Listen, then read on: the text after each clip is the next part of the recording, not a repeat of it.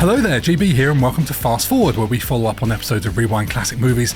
And today we're following on from last week's Supergirl from 1984 and looking at the all-new Supergirl in 2026, starring Milly Alcock. With me, of course, is AJ. Hi. Hi. Hi. That's all I've got. Sorry. No witty line today. Well, I wanted to say something about Alcock. But I won't. But you won't, okay. I think just alluding to the fact that you thought of it is enough. Yes. Yes. This whole podcast is going to be a bit of spoiler-free chat about some movies. But before we go into the new Supergirl, we've both been to the cinema this week. We have. I've been to see the new Supergirl. You have not. I've not. No. I saw the trailer. That was enough. Yeah, we thought we'd go into this with one of us having seen the new movie, talking to the other one about it, and then you can inquisitively find out how it was different to the old one or whatever. The one that we did last week. So Indeed. We'll get into that in a moment. But before we do, tell us what you saw at the cinema, because it's sort of a big deal, or is it? Well, it's definitely not a big deal. I went to see Disclosure Day yesterday with the kids and the wife and one of my kids' friends who's staying over. And obviously new Spielberg, quite excited by that. Any Spielberg is going to be good. And I thoroughly enjoyed it. Oh, okay. Definitely not one of Spielberg's best films. Okay. But no, but but that's irrelevant. He's made so many films, they're just, it was definitely a good film. John Williams doing the score, which is incredible. That's what blows my mind. Like I mean, it's not. So I had a bit of a deep dive into what his life and career last night, and I know he's made loads, but it's like, God, he's made so much, and he's in his 90s now. Williams. It's incredible, and he managed to convince him to come back and do it, and actually made a beautiful score to it. The score is gorgeous, and my daughter leaned over actually in the cinema and said, "This sounds a lot like Star Wars." And I said, really? Funny that. That's John Williams. It was lovely. It followed the film nicely. There were low moments, and the score was quiet and soft, and it raised in the right place. It was a masterpiece. It was brilliant. Actually, I really enjoyed John Williams' score. Did it evoke that feeling of kind of classic adventure soundtracks from like the 80s and 90s, or was it? No, not at all. No, not at all. No, because it is an alien movie. All right. Spoilers. It is true. You can see that from the the trailer. No. It's much more sort of Close Encounters. Or E.T. or something like that. Spielberg does a brilliant job. I mean, all right, he does that empathy, lots of childhood memories, that whole narrative that he does so well. It's a typical Spielberg film. It is fantastic. I highly recommend it. Like I said, it's not one of his best ever films, but it's definitely worth seeing. It's a really, really good film. Thoroughly enjoyed it. And the thing is, it wasn't all action. And that's shoved down our throats so much these days. There's not so many, it's child friendly. I think it was like a 12A or a PG, I suppose, if it's the UK, or maybe it's a 12 or something. I don't remember what it is. Over here, it's a slightly different rating system. But it wasn't, there was no swearing in it. There was no, lots of killing, or in fact, I don't think there was any killing at all. It was just, there were moments where it was funny. There were moments when it was poignant. It was just great, and I thoroughly enjoyed it. I know not everybody has, but most people have given it, some good reviews. I think the problem is you go Spielberg, Williams, and people get their hopes up and think it's going to be this life-changing, iconic movie. I didn't go into it expecting wonders. I just went to watch a film and enjoy myself, and I thoroughly enjoyed myself. I didn't really research anything about it. I'd seen the trailer and thought, that looks good. That's all I did. I didn't know what it was about. I didn't research it beforehand. I just went to watch the film, and I really enjoyed myself watching a film in the cinema. It was really cool. Really It's absolutely the best way to do it. I mean, we both saw Project Hail Mary, and I think we both went into that the same. And yes. We both said it felt like a classic 80s movie. Has this got any similar vibes? How does it compare as a modern Spielberg? Not really. No, it doesn't have any 80s vibes as such. Like I said, I've already sort of compared it to Close Encounters or E.T. because it's an alien film and it's suitable for kids, or it's a family movie. So it's got those kind of parallels to it, but it's definitely a modern film. It's absolutely a modern film. There's no real sort of 80s feel to it or anything like that. How's the CGI? Yeah, good. good, absolutely fine. So would you say go to the cinema, wait for streaming, or skip altogether? No, go to the cinema. And I say go to the cinema. I've been going to the cinema a lot more recently, and it's actually, I haven't done that a lot over the last years. And I don't really know why. And actually, I've been thoroughly enjoying myself. And I think we do need to get down to the cinema more.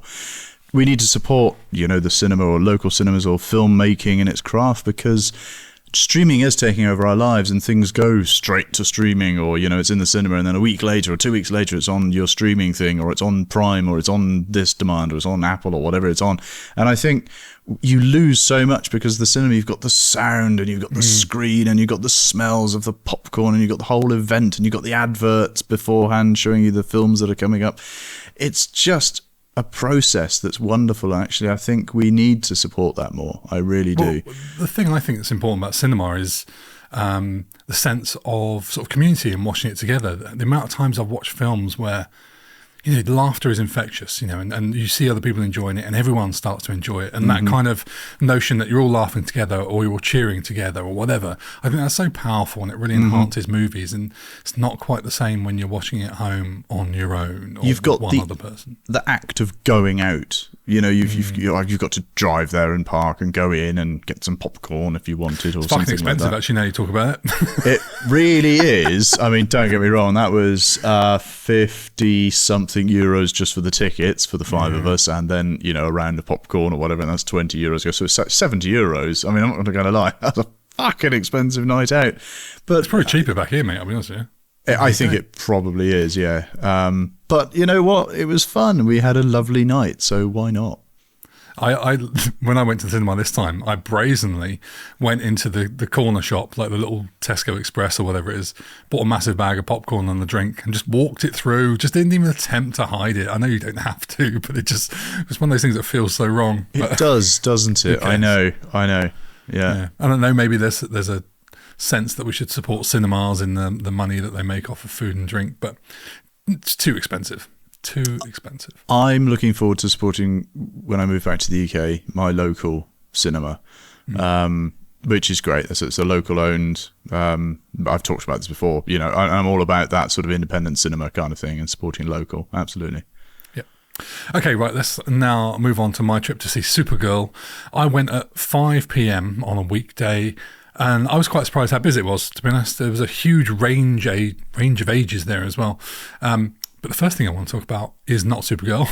It's not even the movie. It's something that happened before. No way. That was in the trailers for the movie, as you just talked about. One of the things that we go and hopefully expect them not to be too long. Went on forever, of course. We get all the usual stuff I've seen too many times. The Odyssey, which thought I was going to want to go and see, and now I'm not so sure. I'm just the first Nolan that I've ever sort of think I'm going, well, I'm not too sure about that. Not wait for it on streaming. I sort of, yeah. And the thing is, obviously where I live, there's a lot of talk about the Odyssey and how he's not done a very good job of it. All the Greeks are commenting about it, sort of going, well, that's not proper. Helen wasn't black and stuff, and all that sort of jazz. And so, yeah. Yes, there's that I'm not looking forward to. The new live-action Moana, which I'm not sure I see the point of, because it looks exactly the same as the animated version with just a couple of real faces. I didn't know that was a thing. Has it got The Rock in it? Yeah, The Rock is playing his character. Okay. Yeah, but it looks exactly the same. I quite like him. He's a sort of guilty pleasure. I don't think he chose to be anything other than him. Although, you're welcome. He has... I love that song. I love that song so much. Well, me and my future wife bonded over that movie. It was one of the first movies we saw on a laptop in a little Greek house. I remember your apartment. I remember it well. I know The Rock did make quite a serious film recently about some sort of fighting person, whether he was a boxer fighting or machine, sort of MMA. You know what? I don't know. And actually, I would like to see that. Me too. Because I'd like to see The Rock do a serious thing, because I've heard it's actually very good. Yeah. But anyway, out of nowhere, amongst the trailers, with no introduction or context, starts playing a Tom Cruise career highlight reel. And I'm sitting there and I can't make sense of it. It just goes on for ages. You got Top Gun, Cocktail, Collateral, Mission Impossible, new Top Gun. They're doing the Eras tour. Yeah, mate, like we did on that episode like a few weeks ago. Yeah. They did Born on the 4th of July, all this sort of stuff. Minutes passed by, and I just had no idea why this was playing. I've never seen something like that in cinema before. It was a huge tribute to one man with sort of no film attached to it. And it got to the point where I'm thinking, is he going to walk out or something and or a video appear of him introducing Supergirl for some tenuous reason? Maybe it was promoting like a new cruise documentary or something. I said, why are we sitting through this greatest hits? And it's like, show me the money! And all the cruise moments. Then there's a close-up of a shovel and suddenly it clicks. This is a teaser trailer for his new movie.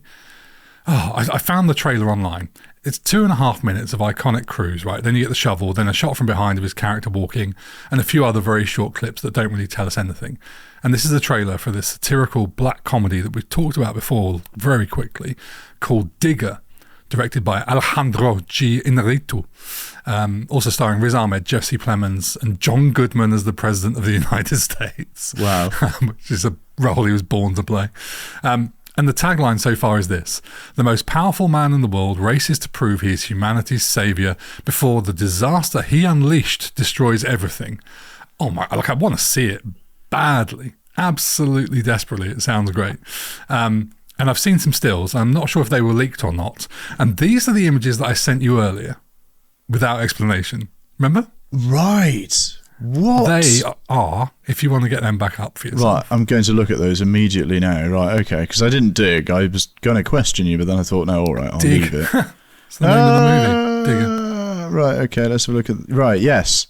So those images are of Tom Cruise. No, they're not. Mm-hmm. No, that's not Tom Cruise. I mean, if that is him, whether these leaks or not, whether that is him, he is unrecognisable. I thought it was Jane Lynch. From Only Murders in the Building, Best in Show, for your consideration. Yeah. It looks more like her than Tom Cruise. So that's fascinating. And the fact that they had this kind of boldness to go, here's the Tom Cruise for the past 50 years. This is like you've never seen him before. This is incredible. Right? Wow. I'll be up for seeing him do some humour. Yeah. Because we've obviously spoke about Les Grossman before now. His cameo. A lot of people have sort of said, "Wow, that's not a cameo." Like, yeah, all right. He was brilliant in that, and his comic and his comedy is actually great. And I'd like to see him do something quite funny. That'd be quite interesting instead of like jumping out of a plane. Because I think it might be funny, but I think he's going to be quite demented and quite unhinged, and it'd be interesting to see. And there's talk of this could be his Oscar. Ooh, interesting. Okay. So there we are. That really stood out. There you go. Anyway, Supergirl. Okay. Tell me about Supergirl. Yeah, so Supergirl, the actual movie. I was initially excited to see this when I came out of Superman, the movie last year, which, sort of spoilers, ends with Supergirl popping by and she's basically drunk and a bit of a mess, but in a fun way. So I thought, well, this sounds different. And as each passing month went by, I think I was less bothered about it, partly because the trailers started to show it as being its own self-contained space movie without Superman. Not really involved, not set on Earth, which to some people is maybe that's what they want. But I do like my Supes movies to be on Earth.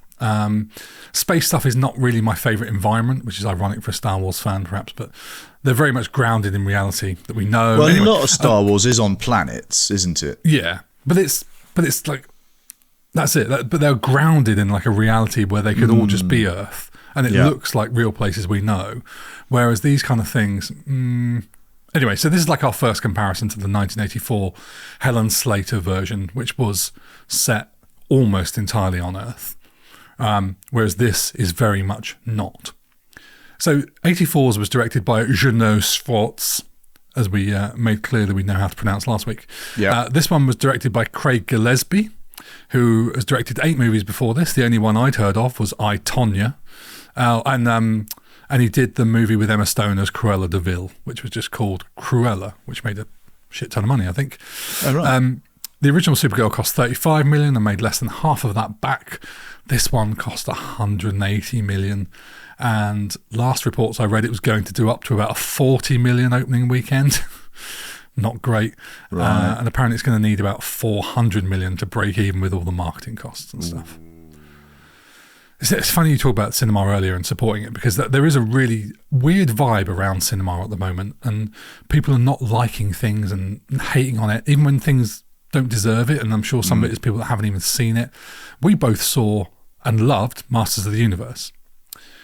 And that was really struggled financially at the box office. Fortunately, Amazon seems to be giving it a second chance on streaming, and there's whispers that they've already greenlit a sequel, which I desperately want. I hope so. But I just think, forget the numbers. Everything's subjective, and if you're wondering if anything's good, just go and see it.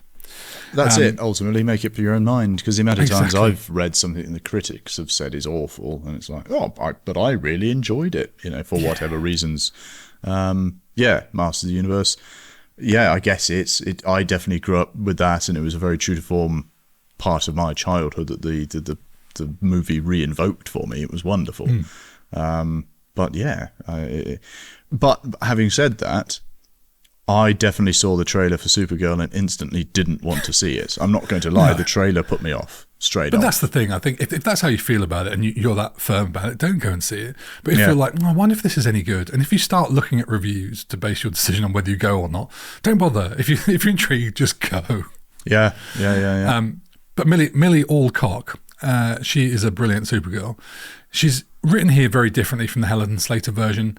That 84 Supergirl was innocent and just needed to defeat evil, where Milly's character has a lot more depth. Yeah. She starts out on screen already knowing who she is. She's a bit broken, not really a superhero. And this is kind of essentially a journey back to becoming that hero. Mm-hmm. She really is good. Honestly, she's so watchable. And she's the reason this movie works at all, and by far the best thing in it. And I'll talk about her more in a minute. But as for the rest of the cast, like the 84 version had people like Faye Dunaway, Peter Cook, Peter O'Toole, Mark McClure, Hart Bochner, Hans, Bubby. And this one has basically just Jason Momoa as Lobo, which is a fun character that's a bit one-dimensional. And his second DC character. Is it basically just Jason Momoa playing Jason Momoa? Yeah, exactly. Yes, because that's what he does. Yeah, I know, I get that. It's fun, but it does sort of, you just get it's just Jason Momoa, which takes you out a little bit. Yeah. And it's weird that he played Aquaman for 7 years and this is the same universe. But there we are. Of course, it's DC, isn't it? Yeah. So you could effectively have Aquaman and Lobo in the same movie, and it would be him, both of them. I mean, they could do something funny with that, though, couldn't they? In a sort of weird Deadpool kind of fourth wall thing, if they wanted to. If DC were brave enough. Yes. Then aside from some very brief David Corran sweat Superman moments, there's a cast of people I don't really know. There's a bloke called Matthias Schoenaerts, who's the main villain, who's very creepy and in a cartoonish kind of way compared to Faye Dunaway's Witch, which was campy in her own way, but very different vibes. And they actually, this is awful, they actually cut out a part of his character from early screenings that they did when he was going to be, how can I say this, a Jimmy Savile and Rolf Harris type character. Oh. Yes, and he was Glad trying they to cut make that out. Yeah, he was trying to make a child his wife, apparently. Oh, well done, which feels like Hollywood. a step too far, right? Keep it light, Supergirl. Yeah. Wow.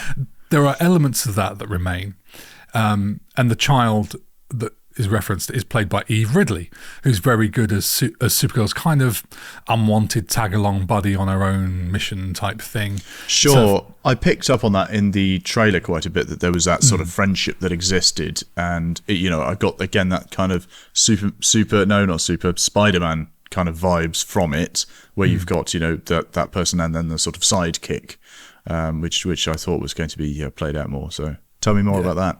it's well done. I mean, she's great. It's her first big movie after being in things like Peppa Pig and Casualty and The Witcher. Oh, no way. She was in Casualty. Amazing. Yeah. And, you've got Milly Alcock, who's Australian, playing an American.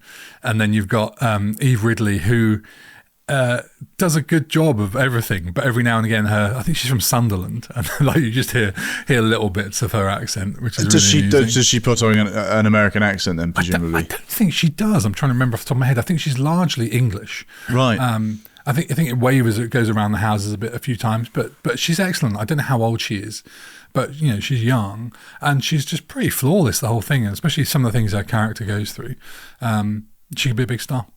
Excellent. That's one to watch. Nice. It's interesting that you've got, these effectively two female leads, and there's a lot of feminine, like music from female artists in this. The person who did the score is female, and you can just see already from a mile off people going, oh, here's bloody feminine woke Supergirl. But it's brilliant. Like, it works perfectly I'm well. all up for that, yeah. Yes, you've got a bit of a male predator as the bad guy. But you know what? They are. And that's fine. Yes. Yeah. Oh, God. Visually, like, 84 Supergirl was pretty decent visually in the scheme of things. This is a whole different ball game. It's very good visually. There's some great CGI. Well, they've thrown money at it, let's be fair. Oh, yeah. I mean, for that budget, you'd expect, like, you know, decent effects. But it does have this kind of Guardians of the Galaxy vibe where it just doesn't feel real.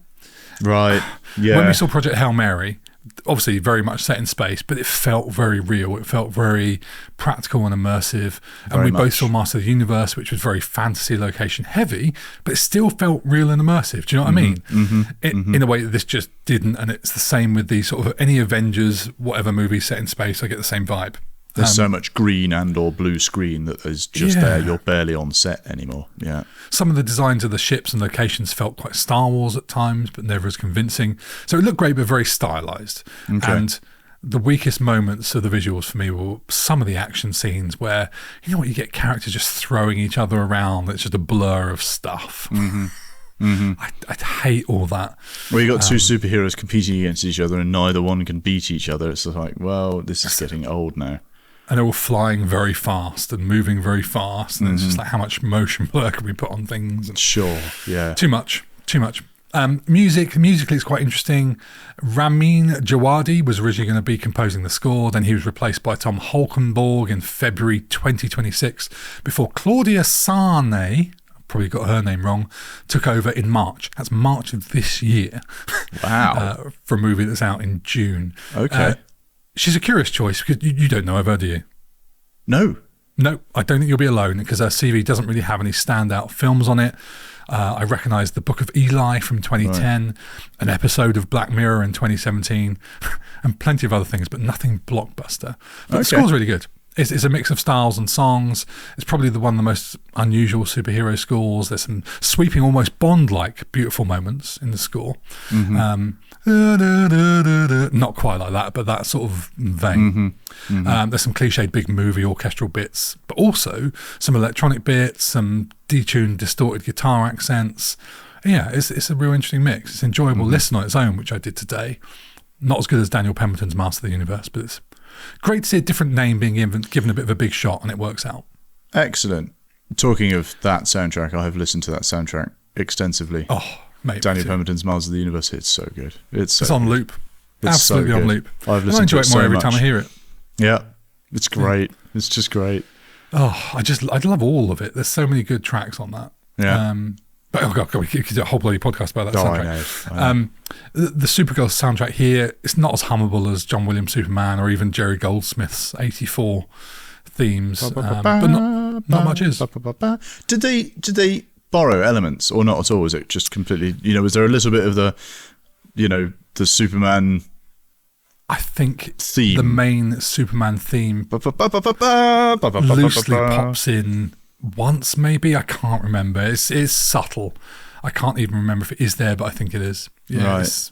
Yeah. Because every different guy that does Bond or whatever, or well, it has been guys, hasn't really been a lot of girls doing it, but every guy that's come in and done Bond, they've always used the Bond theme around and about, and there's always the crescendo, and it's always there, and it's always rewritten, but it's there. So why wouldn't you? Because it's Superman, right? Supergirl, but it's still that thing, it's still that universe. Why wouldn't you use it? It makes sense. But I asked this same question in a conversation I had with the composer and Berklee College of Music student Ciara Kay in a podcast I recorded recently with her that will be coming out later. We were talking about Superman, and we sort of saying, why is it that awesome iconic score was used for all 4 Christopher Reeves movies, and they've just sort of almost ditched it since? It's so good. Strange, isn't it? I wonder why you depart from that. You can't match it, but so just reuse it. I don't know, is it an ego thing? I don't know what's going on there. I'm actually interested to listen to that episode that you've done with this person. I'm looking forward to listening to that. It's a good old chat about the music of John Williams. Nice. Of which there is plenty to talk about, and it sometimes feels like actually we talked about 10 movies and we probably barely scratched the surface. There's also some great use of commercial songs in the movie. There's Wet Leg Wolf Alice, Ella Fitzgerald, Halsey. Yes, a lot of female artists. Hurrah. Eagles of Death Metal, all that sort of thing. They all work very well. But my favourite was a cover by Kelty Gray and Kid Motel, who I do not know, of The Middle. Do you remember that? Yes. Jimmy World. Just take some time. That's a great film. No, great film. Great song. Great song. Great song. Love that song. Perfectly here in a very pivotal moment of the movie. Okay. Yeah, it's really well done. Liked it a lot. So, should I have gone to see this film? No. Okay. Right. I would say, look, maybe check it out when it comes to streaming. Right, for sure, I probably will do, yeah. I don't think it would be up your strata. However, I do think it should probably be doing better than it's doing. I think it's just a weird time at the moment for whatever reason. There's a lot of negativity around cinema, and I don't think this is certainly way better than I was expecting. The first third of this is a brilliant character movie. It's very grounded, very gritty, but still fun. And if the movie had continued to be as good as it was in the first third, I would be going, absolutely go and see this. It's S tier. Okay. If it carried on that first third, I'd say it's better than the Superman movie. Why do you think it fell off? Was it the writing? Was it the script? Was it the lack of direction? This is the thing, is it starts out, Milly's fantastic. She's a very different Supergirl to Helen Slater. It's all really enjoyable. I was really immersed. Then it all just got a bit predictable Avengers-style movie after that. Right. And the weakest parts were the action. You know, they had this brilliant setup, and they did the whole Argo explanation way better than the 84 movie did. It actually made sense. She had a different... the way that she gets to Earth is different, and that whole kind of stuff. Everything that didn't make sense about the 84 movie was done brilliantly here, and it wasn't done linearly. It doesn't start out with her on Argo City as a kid and then, find her way to Earth. It's kind of more flashback style. Okay, cool. And it works brilliantly. It's a lot more dramatic. It's not her fucking back healing a dodecahedron or whatever it was. Yes. It all just made sense. You went, this is a brilliant character with a brilliant backstory. And then it goes, oh, well, but we're a Avengers style movie, we're a DC movie, and we need to have this chase and this battles, and it's just like, oh, really? So yeah, the weakest parts were the action. But I will say, I did get almost a bit emotional at the end, no spoilers, when you think about, after getting individual Superman and Supergirl movies, we are probably going to get a movie with them together. And we've never seen that. And I'm not including that travesty that was in the Flash movie.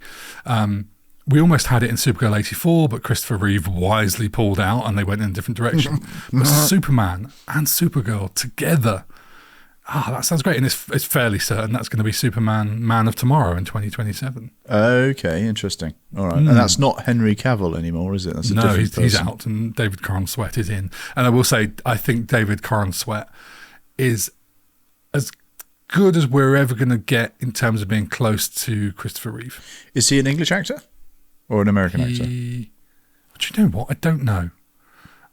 I'm just thinking, could he be Bond? Because anyone, obviously, Cavill was always talked about as possibly being a Bond. Could he be Bond? He is American. Graduated from Juilliard. Oh, right. Wow. Okay. Yes, but he's got real class in the way that Christopher Reeve did, and he's the best one so far at playing a very different Clark Kent to Superman. Okay. Yeah. There's a brilliant scene in the Superman movie from last year where he's having a sort of pretend interview with Lois Lane, who knows he's Superman, and he's doing the interview as Superman, but he's actually Clark Kent. He's dressed in Clark Kent clothes, and it gets heated, and he sort of starts shouting, which is obviously not very Clark Kent from Christopher Reeve. Sure. But it's so realistic and grounded, and you go, actually, this guy's just trying to be human, and it's brilliant. I won't bang on about it, but Supergirl has some similar ideas of making them not this perfect human being, and just wanting to follow their story. Yeah. Okay. What would you rank it? That's a shame, because like I said, I would have given it S tier if it had been the first third times 3. I will give it a B. Okay. Yeah. All right, fair enough. Yeah, maybe even B+, but B, I think. Yeah. All right, cool, good. Are you gonna watch it on streaming? I will. I'll watch it on streaming. Have you seen the Superman movie yet? No. You got to watch that first. Oh, do you? Is that a thing you do have to? Oh, right. It's. I mean, you don't have to. No, but it makes sense to do that, does it? Yeah, you could totally watch them independently, but it will make more sense and you'll get more out of it. Okay. And when was that? Was that last year, was it, or something? Yeah, that was literally a year ago. Okay, cool. And the new one with both of them is going to be a year from now, I think. Was that any good? Yes, it was the most enjoyable Superman I've seen since Superman 3. Did you not enjoy the Cavill ones? No, not really. It was just so stylized, and it wasn't a Superman I recognised. Like, he didn't have. I love Henry Cavill. I think he's lovely, but there wasn't this kind of. I think he's lovely. Yeah, but you mean there wasn't this sort of charming Clark Kent type thing going on. It was all very dark and depressing. It wasn't. Superman should be uplifting, and this is the first uplifting Superman movie since Superman 3. Was it like a reboot? You know, did they reboot it? Did they start again and explain how he got to Earth and meet the parents and see him raised, kind of thing? I think they did. I mean, it was a year ago, and I haven't seen it since. But it didn't feel laboured or anything like that. Worth watching. I mean, it's a good film. Yeah, and it's. I'm sure some people threw the woke label at it, but there's some really good positive vibes that come out of it. For Christ's sake, everyone throws the woke label at everything these days. Yeah. I think it's a feel-good movie. Okay, lovely. All right, yeah. I'll check it out. Yeah. Right, that is the show. Thanks so much for spending time with us. If you want to come hang out, get behind-the-scenes updates, bonus content, ad-free listening, or early access, then head over to our Patreon where you can get a backlot pass for just $5 a month. Yes, and that's I'm just desperately trying to find the notes now because I've got a script for this. But anyway, leave a review of your podcast. That's the one. Yes, but anyway, here we go. I'll cut that bit out. Right, I'll start again.